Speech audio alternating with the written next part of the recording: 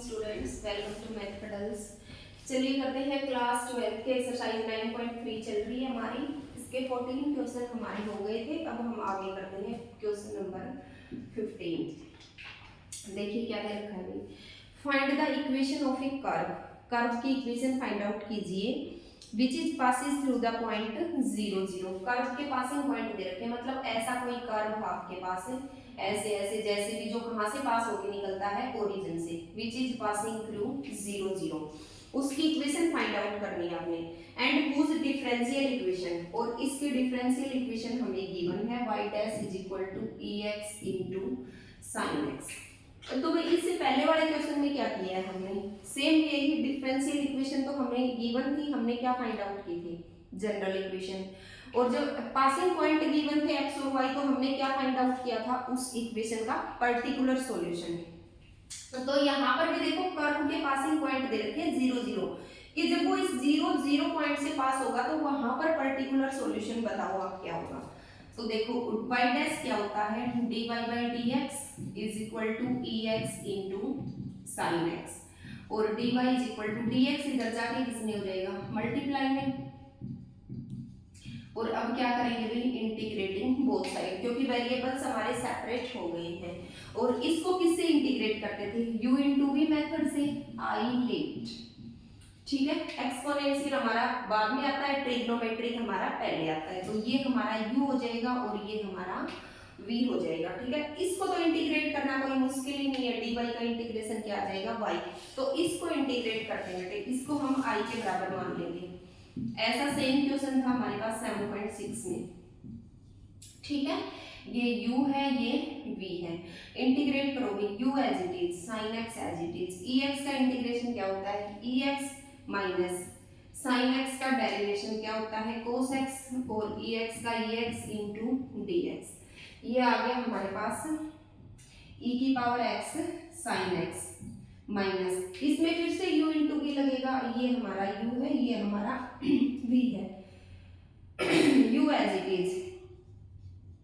cos x as it is, e की power x का integration e की power x minus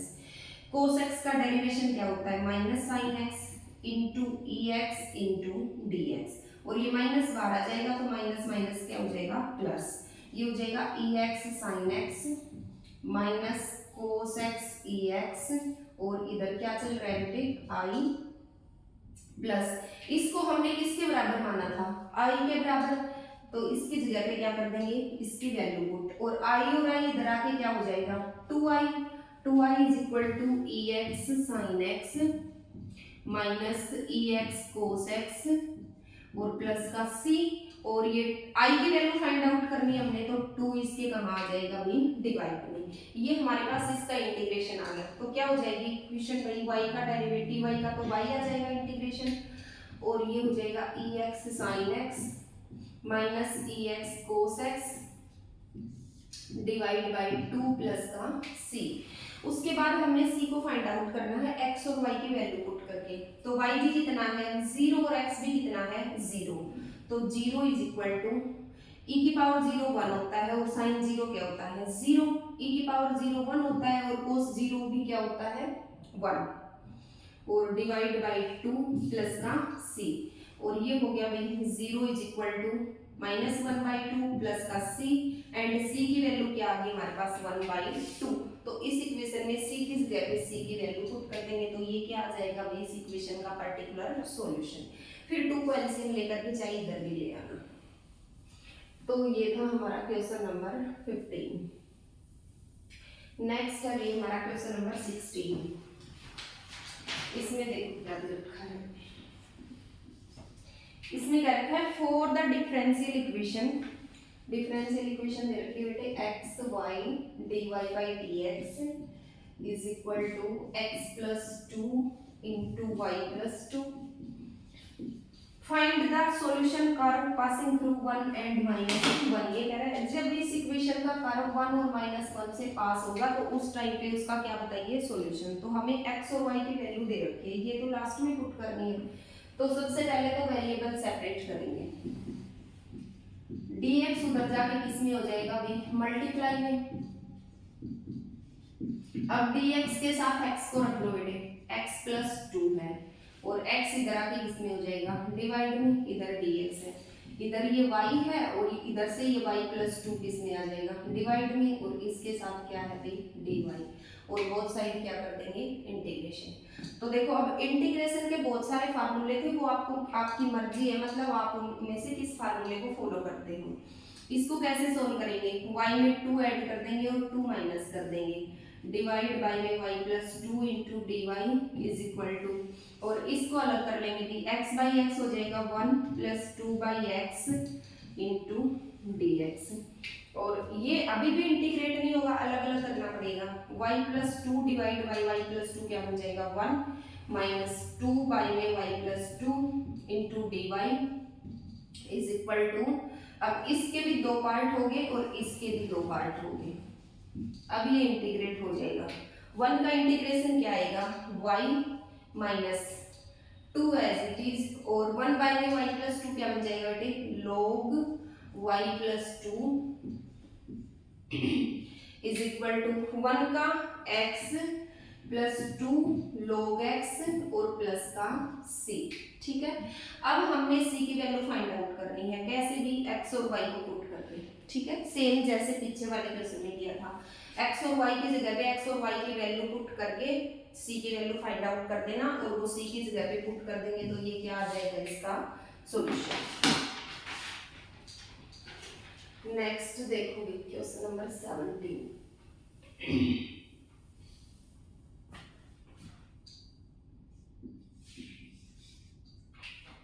17 में क्या दे रखा है अभी, find the equation of the curve passing through the point 0 and -2। ये कह रहा है कर्व की इक्वेशन बताइए कब जब वो 0 और -2 से पास हो, मतलब ये क्या गिवन है अभी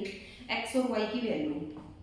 given that at any point x y on the curve. ये कह रहा है, ये मान लीजिए कोई कर्व है बेटे, ये कोई कर्व है, ये कह रहा है उस कर्व के x y पॉइंट पे, हम मान लेते हैं यहाँ x y पॉइंट है, the product of slope and its tangent. ये कह रहा है product of slope of its tangent, product है किसका slope of its tangent and y coordinate, दो चीजों का प्रोडक्ट है slope of tangent and y coordinate, ठीक है, किसके इक्वल है, is equal to x coordinate of the point, किसके इक्वल है x कोऑर्डिनेट के इक्वल। तो देखो सबसे पहले तो स्लोप क्या होती है, स्लोप के तो वैसे बहुत सारे फार्मूले होते हैं हमारे पास, इसने दे रखा है slope of tangent into y coordinate, किसके इक्वल है x कोऑर्डिनेट के। देखो स्लोप क्या होती है, जब हमें किसी लाइन का एंगल गिवन हो, किसके साथ पॉजिटिव x एक्सिस के साथ, तो हम उस एंगल का टेंजेंट ले लेते हैं। पॉजिटिव x एक्सिस के साथ जो भी एंगल बनेगा उस एंगल का टेंजेंट उस लाइन की क्या होती है स्लोप। ये तो तब गिवन है जब हमें उस लाइन का एंगल गिवन हो। अगर हमें उस लाइन के दोनों वर्टिसेस गिवन हो कि भाई ये x1 y1 से शुरू होती है और x2 y2 तक जाती है, इसकी स्लोप ऑफ टेंजेंट बताइए, तो तब स्लोप क्या होती है बेटे y2 minus y1 divide by में x2 माइनस x1, ये इसकी स्लोप होती है। कई बार क्या होता है हमें इक्वेशन गिवन होती है y is equal to mx plus c की फॉर्म में, c कोई भी कांस्टेंट, mx का कोई भी कोफिशिएंट, तो ये जो m होता है ये क्या होती है हमारे पास स्लोप ऑफ द लाइन, जिस लाइन की ये इक्वेशन थी उस लाइन की स्लोप ऑफ टेंजेंट, ठीक है। और अगर y गिवन है मतलब इन डिफरेंशियल इक्वेशन की फॉर्म में, तो जो dy बाई dx है, जो dy बाई dx हमारा होगा वो क्या होगा भाई स्लोप ऑफ टेंजेंट, उस टेंजेंट की स्लोप आएगी। तो यहाँ पर तो भाई ना तो हमारे पास कोई पासिंग पॉइंट है, ना एंगल है, ना x1 y1 x2 y2 है, ना y is equal to mx plus c की फॉर्म में है, हमारे पास तो क्या है डिफरेंशियल इक्वेशन है, तो हम स्लोप को क्या सपोज करेंगे भी dy बाई dx, ठीक है। जो dy बाई dx है वो क्या होती है हमारी slope of the tangent into y, किसके इक्वल गिवन है x के इक्वल, सेम वही वेरिएबल सेपरेट कर लेंगे, y into d y is equal to x dx उधर जाके मल्टीप्लाई हो जाएगा, और क्या करेंगे बोथ साइड इंटीग्रेटिंग, y का हो जाएगा y स्क्वायर बाई 2, x का हो जाएगा x square by 2 plus c. Value put कर दोगे, x तो हमारा 0 है और y हमारा क्या है -2, तो ये हो जाएगा देखिए -2 का square divide by 2 is equal to, क्योंकि ये तो 0 है तो ये पूरा क्या बन गया 0, and c is equal to 4/2, c की वैल्यू कितनी आ जाएगी 2, तो c की जगह पे c की वैल्यू रख देंगे भी 2। ये क्या हो जाएगी हमारी स्लोप ऑफ द कर्व, उस कर्व की स्लोप आ जाएगी। आगे एलसीएम लेकर के इसको और मॉडिफाई कर रखा है तो और कर देना भी थोड़ा कैलकुलेशन। नेक्स्ट देखो question number 18, at any point x y, ठीक है, किसी एक्स वाई पॉइंट पे of a curve the slope of the tangent is twice the slope of the line segment joining the point of contact at -4 and -3। ये कह रहा है कि कोई पॉइंट है एक्स वाई आपके पास ऑफ ए कर्व, कोई कर्व है मान लो, ठीक है, उसके पॉइंट एक्स वाई, ये मान लिया हमने ये एक्स वाई पॉइंट है, और कहां तक जाते हैं -4 और -3 तक। ये कह रहा है इस कर्व की slope, slope of the curve at any point x y, at any point xy of a curve the slope of the tangent is twice the slope of line segment joining the point of contact at -4 and 3। ये कह रहा है कि किसी xy point पे, इस xy point के ऊपर जो स्लोप है वो ट्वाइस है किसके, पॉइंट ऑफ कॉन्टैक्ट, एक तो -4 और 3 दे रखे हैं, मतलब ऐसे कोई कर्व है, ऐसे कोई कर्व है, ये जो प्लेन के अंदर होगा तो एक्स वाई पॉइंट तो इसके अंदर होंगे, सारे जो भी पॉइंट होंगे वो क्या होंगे एक्स वाई होंगे, और इसका एक पॉइंट ऑफ कांटेक्ट दे रखा है -4 और -3, मतलब ये पॉइंट और ये पॉइंट, इनके बीच में, इनके बीच का जो कांटेक्ट का पॉइंट है वो क्या दे रखा है -4 और 3, ठीक है। तो ये कह रहा है इसकी जो स्लोप है वो 2 गुना है किसके, पॉइंट ऑफ कांटेक्ट वाली स्लोप के, मतलब ये इनके बीच में रिलेशन दे रखा है, ठीक है। तो देखो ये जो पॉइंट ऑफ कांटेक्ट वाली स्लोप है ये कहां से जाएगी, ओरिजिन से जाएगी, तो एक पॉइंट तो क्या दे रखा है 0 0 और दूसरा क्या दे रखा है -4 एंड -3, और स्लोप एक्स वाई पॉइंट से जो स्लोप पास होगी वो क्या होगी dy/dx, और ये किसके इक्वल दे रखी है 2 टाइम्स ऑफ दिस स्लोप, यहां से स्लोप क्या आएगी -2 times of this slope, x y से शुरू होकर के -4 और -3 तक जाती है। ये वाली तो स्लोप dy/dx है, और इसकी स्लोप क्या हो जाएगी y2 - y1, मतलब -3 - y divide by x2 - x1 -4 - x, तो ये हो जाएगी भी dy/dx इज इक्वल टू, ऊपर से माइनस कॉमन ले लेंगे तो ये बन जाएगी 2 टाइम्स 3 + y, और नीचे से भी माइनस कॉमन ले लेंगे तो क्या हो जाएगी 4 + x, और माइनस से माइनस क्या हो जाएगा कैंसिल। अब वेरिएबल्स को सेपरेट कर लोगे, dx उधर चला जाएगा तो ये हो जाएगा dy 3 + y इसके डिवाइड में आ जाएगा is equal to 2 times 2 by में 4 + x, और dx इधर किस में आ जाएगा भाई मल्टीप्लाई में, ठीक है। इंटीग्रेट कर लो 1/3 + y into dy is equal to 2 times of 1/4 + x into dx, तो ये हो जाएगा भी log 3 + y is equal to 2 times log 4 + x plus का c, और ये हो जाएगा हमारा पासिंग पॉइंट दे रखे हैं -2 और 1, ठीक है। जब ये पास होगी -2 और 1 से तो x और y की वैल्यू पुट कर दोगे, x -2 है और y हमारा 1 है, तो log 3 + 1 is equal to 2 times log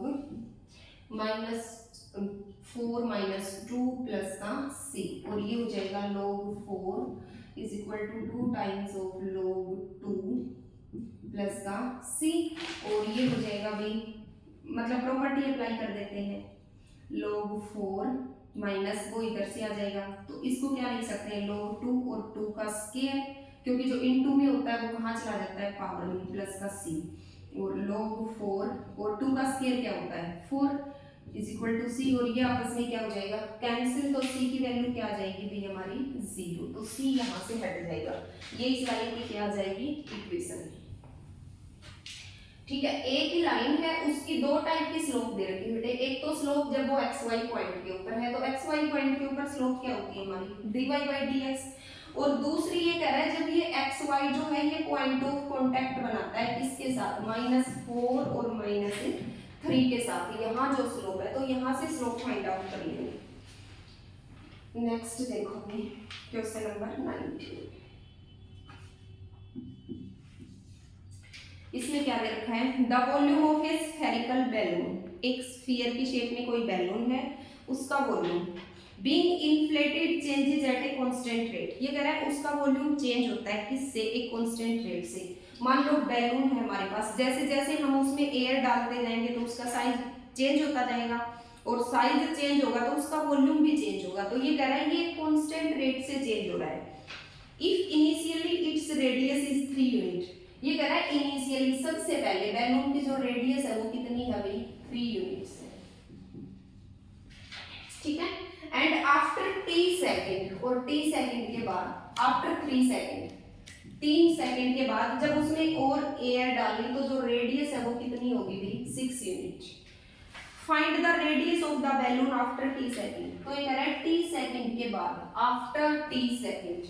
मतलब ऐसे एयर डालते डालते टाइम t सेकंड हो गया, तो रेडियस बताइए, यहाँ पर हमने किसको फाइंड आउट करना है रेडियस को, ठीक है। तो मान लेते हैं ये स्फीयर की शेप में कोई बैलून है, इसकी स्टार्टिंग में जो रेडियस थी वो कितनी थी 3 यूनिट, अब और इसको एयर डाल दी तो ये कितना हो गया 6 यूनिट, अब इसमें और एयर डाली गई मतलब 3 सेकंड बाद, अब की बार हमने उसकी रेडियस को बताना है कि जो रेडियस है वो कितनी होगी। तो देखिए वॉल्यूम ऑफ स्फीयर क्या होता है, वॉल्यूम गिवन है क्या होता है 4/3 पाई आर क्यूब, हम रेडियस को क्या ले लेते हैं x, क्योंकि हमारी सारी डिफरेंशियल इक्वेशन ही किसकी फॉर्म में चलती है x और y की फॉर्म में। अब ये क्या कर रहा है कि जो वॉल्यूम का रेट है चेंज होने का वो क्या है कांस्टेंट, और वॉल्यूम किसके साथ चेंज हो रहा है टाइम के साथ, ठीक है। तो मतलब रेट ऑफ चेंज क्या होता है बेटे d/dt, मतलब टाइम के साथ चेंज हो रहा है, ये किस रेट से कांस्टेंट रेट से, जो रेट है चेंज होने का वो क्या है कांस्टेंट, तो भी डेरिवेट कर लो 4π/3 कांस्टेंट एज इट इज, इसका करेंगे तो 3x² और x का t के रिस्पेक्ट में क्या हो जाएगा dx/dt, और ये तो क्या है कांस्टेंट है, ठीक है। अब देखो वेरिएबल सेपरेट करोगे, 3 से 3 तो क्या हो जाएगा cancel, 4πx² into dx/dt is equal to k, और जो x² है वो तो x के साथ रख लो और dt एक साइड चला जाएगा, 4πx² dx तो इसके साथ रह गया और dt इधर आ जाएगा, ठीक है। अब वेरिएबल सेपरेट होगी, ये भी कांस्टेंट है बेटे ये भी कांस्टेंट है, ये तो इंटीग्रेशन से बाहर रहेंगे चाहे किसी भी साइड रख लो, 4π कांस्टेंट है बाहर, x² into dx is equal to k constant बाहर है और अंदर क्या रह जाएगा भाई dt। अब देखो इसका इंटीग्रेशन क्या होगा, 4π तो एज इट इज और x² का क्या हो जाएगा x³/3 और k constant as it is kt plus का c, ये आ गया हमारे पास, ठीक है। अब देखो स्टार्टिंग में, बिल्कुल स्टार्टिंग में क्या दे रखा है, टाइम तो कुछ है ही नहीं हमारे पास, ये तो हमें स्टार्टिंग से दे रखा है, तो यहाँ पर लिखेंगे wait time is equal to 0 and r is equal to 3, तब देखो क्या रिलेशन बनता है अभी 4π, r क्या है रेडियस, तो x भी तो हमारा रेडियस था ना, 3 का क्यूब कितना हो जाएगा बेटे 27/3 is equal to k into में टाइम कितना है 0 प्लस का c, ये हो जाएगा 3 9 जा 27 और 9 4 जा 36 पाई, ये 0 हो गया और 36 पाई हमारे पास किसकी वैल्यू आ गई c की वैल्यू। उसके बाद नेक्स्ट क्या दे रखा है t is equal to 3 and r is equal to 6, put कर दोगे, t को तो 3 पुट करना है, अब की बार 4π as it is t 3, time 3 है r 6 है, 6 का क्यूब कितना होता है 6 6 जा 64, 6 इंटू 6 इंटू 6 यही कर लो, divide by 3 is equal to k into में t हमारा 3 है प्लस का c, और ये हो जाएगा 3 2 जा 6 4 पाई इंटू में 6 6 जा 36 36 2 जा 72 is equal to 3k plus का c, और ये हो जाएगा भाई 4 2 जा 8 और 7 4 जा 28 पाई इज इक्वल टू 3 इन के, और c की जगह c की वैल्यू पुट कर दूंगी। c कितना था हमारा 36 पाई, और ये हो जाएगा बेटे 36 पाई इधर आके माइनस हो जाएगा, तो इसमें से 36 पाई माइनस कर दो। पाई तो एज इट इज 8 में से 6 गए 2 5 2, मतलब हमारे पास आ गया बेटे 3k is equal to 252 pi and k is equal to 252 pi divide by 3 8 जा 24 और 3 4 जा 12 पाई। k की वैल्यू आ गई हमारे पास 84 पाई। k और c आ गया, k और c की जगह k और c की वैल्यू पुट कर देंगे तो किसकी वैल्यू आ जाएगी हमारे पास x की, और x को ही हमने फाइंड आउट करना था, रेडियस ही फाइंड आउट करनी थी इसकी। k की वैल्यू कितनी है, c की वैल्यू आई थी 36 pi, c is equal to 36 pi पुट कर दो भाई इस इक्वेशन में जो लास्ट हमारी आई थी 4 pi x cube divide by 3 is equal to k आया है 84 पाई और into t after t second बताना है, और c क्या आया हमारा 36 पाई। तो देखो भाई 4 पाई है इंटू एक्स क्यूब बाई 3, इधर से 4 पाई कॉमन ले लो,